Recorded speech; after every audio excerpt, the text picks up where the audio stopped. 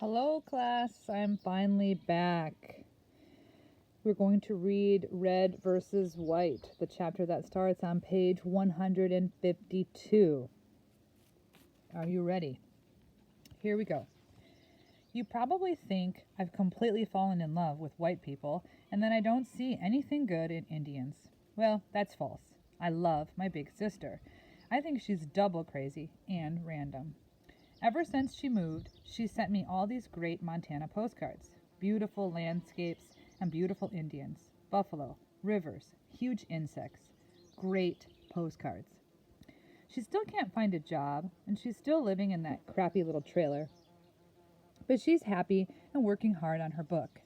She made a New Year's resolution to finish her book by summertime. Her book is all about hope, I guess.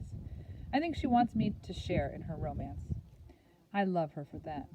And I love my mother and father and my grandma. Ever since I've been at Reardon and see how great parents do their great parenting, I realize that my folks are pretty good. Sure, my dad has a drinking problem and my mom can be a little eccentric, but they make sacrifices for me. They worry about me. They talk to me. And best of all, they listen to me. I've learned that the worst thing a parent can do is ignore their children. And trust me, there are plenty of Reardon kids who get ignored by their parents. There are white parents, especially fathers, who never come to school. They don't come for their kids' games, concerts, plays, or carnivals. I'm friends with some white kids, and I've never met their fathers. That's absolutely freaky. On the res, you know every kid's father, mother, grandparents, dog, cat, and shoe size.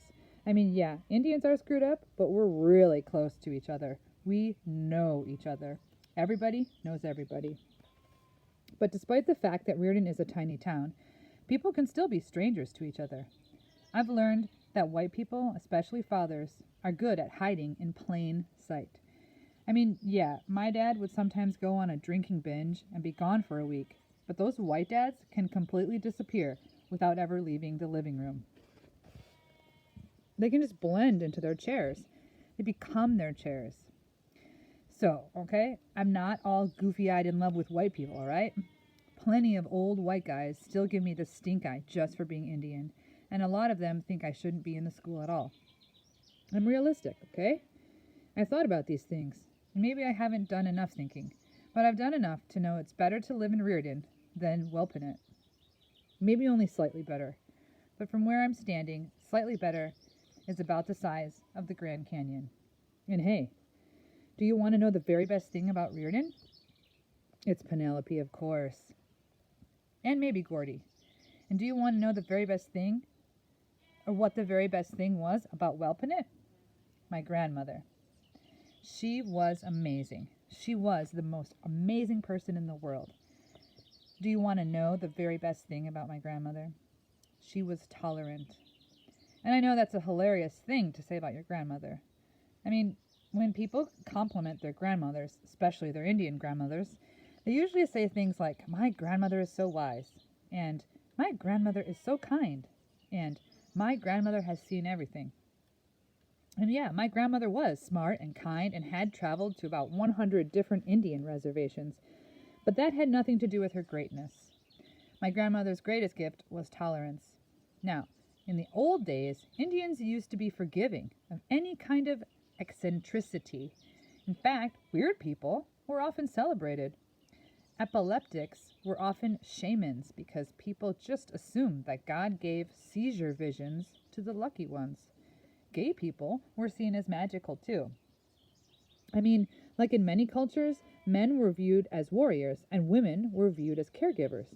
But gay people, being both male and female, were seen as both warriors and caregivers. Gay people could do anything. They were like Swiss Army knives. My grandmother had no use for all the gay bashing and homophobia in the world, especially among other Indians. "Geez," she said, "who cares if a man wants to marry another man? All I want to know is who's going to pick up all the dirty socks." Of course, ever since white people showed up and brought along their Christianity and their fears of eccentricity, Indians have gradually lost all of their tolerance. Indians can be just as judgmental and hateful as any white person. But not my grandmother. She still hung on to that old-time Indian spirit, you know? She always approached each new person and each new experience the exact same way. Whenever we went to Spokane, my grandmother would talk to anybody, even the homeless people, even the homeless guys who were talking to invisible people. My grandmother would start talking to the invisible people too. Why would she do that? Well, she said, how can I be sure? There aren't invisible people in the world. Scientists didn't believe in the mountain gorilla for hundreds of years. And now look. So if scientists can be wrong, then all of us can be wrong. I mean, what if all of those invisible people are scientists? Think about that one. So I thought about that one. There you can see the picture. After I decided to go to Reardon, I felt like an invisible mountain gorilla scientist. My grandmother was the only one who thought it was a 100% good idea. Think of all the new people you're going to meet, she said. That's the whole point of life, you know? To meet new people. I wish I could go with you. It's such an exciting idea. Of course, my grandmother had met thousands, tens of thousands of other Indians at powwows all over the country. Every powwow Indian knew her. Yep, my grandmother was powwow famous. Everybody loved her. She loved everybody. In fact, last week, she was walking back home from a mini powwow at the Spokane Tribal Community Center when she was struck and killed by a drunk driver. Yeah, you read that right. She didn't die right away. The reservation paramedics kept her alive long enough to get to the hospital in Spokane. But she died during emergency surgery. Massive internal injuries. At the hospital, my mother wept and wailed. She'd lost her mother. When anybody, no matter how old they are, loses a parent,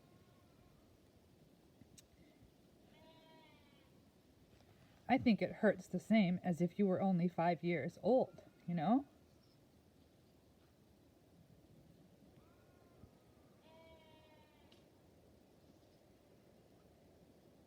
I think all of us are always 5 years old in the presence and absence of our parents. My father was all quiet and serious with the surgeon, a big and handsome white guy. Did she say anything before she died? He asked. Yes, the surgeon said. She said, forgive him. Forgive him? My father asked. I think she was referring to the drunk driver who killed her. Wow. My grandmother's last act on earth was a call for forgiveness, love, and tolerance. She wanted us to forgive Gerald, the dumbass Spokane Indian alcoholic who ran her over and killed her. I think my dad wanted to go find Gerald and beat him to death. I think my mother would have helped. I think I would have helped him too. But my grandmother wanted us to forgive her murderer. Even dead, she was a better person than us. The tribal cops found Gerald hiding out at Benjamin Lake. They took him to jail. And after we got back from the hospital, my father went over to see Gerald, to kill him or forgive him. I think the tribal cops might have looked the other way if my father had decided to strangle Gerald. But my father, respecting my grandmother's last wishes, left Gerald alone to the justice system, which ended up sending him to prison for 18 months. After he got out, Gerald moved to a reservation in California, and nobody ever saw him again. But my family had to bury my grandmother. I mean, it's natural to bury your grandmother. Grandparents are supposed to die first, but they're supposed to die of old age. They're supposed to die of a heart attack or stroke, or of cancer or of Alzheimer's. They are not supposed to get run over and killed by a drunk driver.